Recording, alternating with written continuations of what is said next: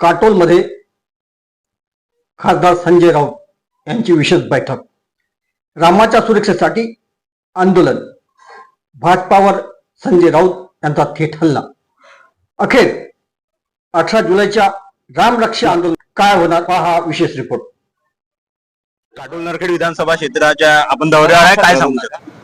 काटोल नरखेडच्या सर्व शिवसैनिकांना भेटलो.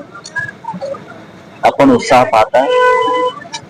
18 तारखेला उद्धव ठाकरे यांच्या नेतृत्वाखाली उपस्थितीमध्ये रामरक्षा आंदोलन होत आहे. त्याची तयारी सुरू आहे. ग्रामीण भागातून जास्तीत जास्त शिवसैनिकांनी यावं अशी आमची अपेक्षा आहे. आणि सर, जे राम पठण आंदोलन जे आहे यामध्ये कोण कोण राम पठण आंदोलन नाही, रामरक्षा पठण. रामरक्षा म्हणजे सिक्युरिटी, सुरक्षा. राम असुरक्षित आहे अयोध्येमध्ये आणि अयोध्येचं नेतृत्व बीजेपीकडे आहे. आम्ही रामाला सुरक्षित करण्याचा प्रयत्न करतो.